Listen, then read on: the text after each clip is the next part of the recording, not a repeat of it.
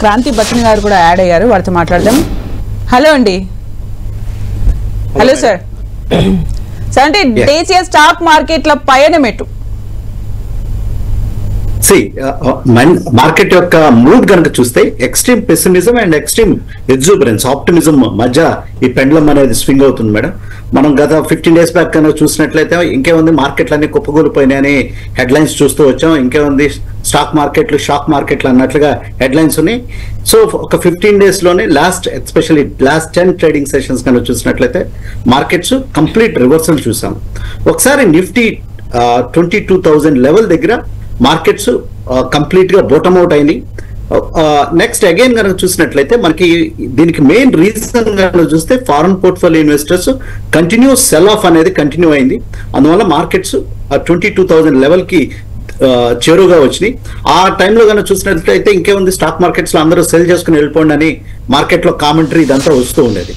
కానీ ఏంటంటే ఒకసారి యుఎస్ మార్కెట్స్ లో ఓవర్ నైట్ పెను మార్పులు అనేవి వచ్చినాయి. అవి ఏంటంటే కనుక ఈ ట్రంప్ ట్రేడ్ వార్ ద్వారా అన్ఇంటెండెడ్ కాన్సిక్వెన్సెస్, అంటే యుఎస్ లో వడ్డీ రేట్లు పెరగడానికి అవకాశం ఉంది ఇన్స్టెడ్ ఆఫ్ తగ్గించడానికి భిన్నంగా.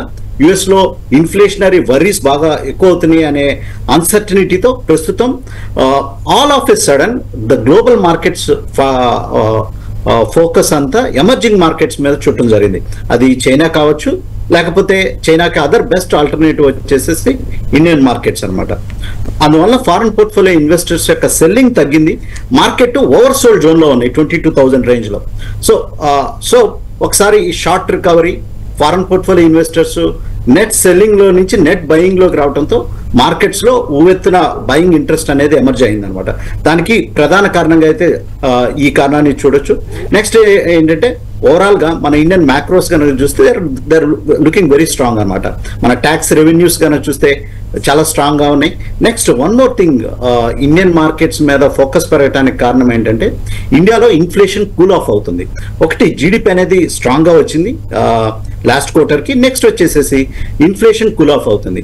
Already with new RBI governor they are in a move to reduce the interest rates. Already మనకి ఒక 25 basis points రేట్ కట్ రావటం జరిగింది. వేరాజ్ గ్లోబల్ మార్కెట్స్ లో, యుఎస్ మార్కెట్ లో వడ్డీ రేట్లని ఒక స్టేటస్ కో మెయింటైన్ చేయటం.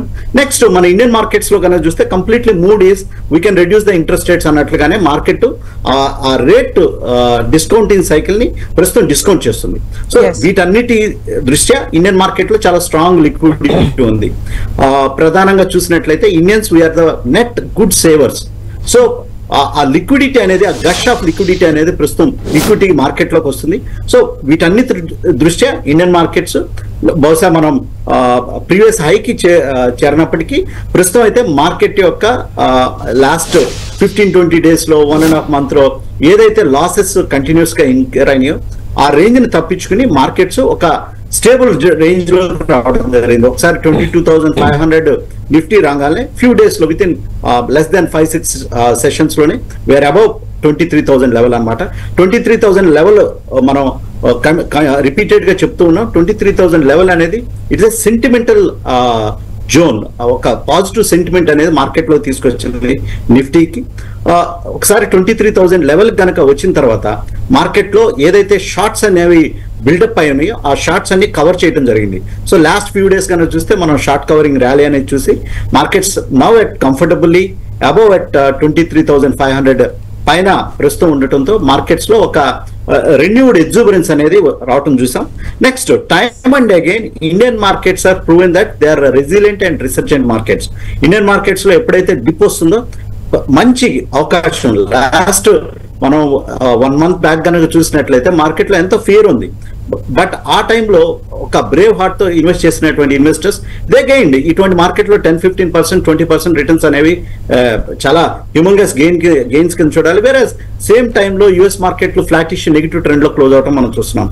సో ఓవరాల్ గా అయితే ఇండియన్ మార్కెట్స్ ఆర్ అంటే స్వీట్ స్పాట్. ఇక్కడ నుంచి ఏదైనా కరెక్షన్ వచ్చి మార్కెట్ లో డౌన్ ట్రెండ్ వచ్చినా కానీ okay, it renounce Indian market లో ప్రతి డిప్ లో బై చేయదగ్గ మార్కెట్ కింద ఇండియన్ మార్కెట్స్ ని చూడాలి.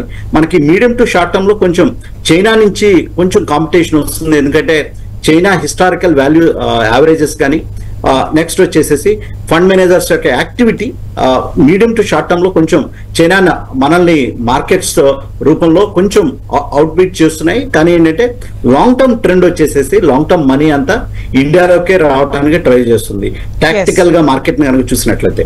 ఓకే.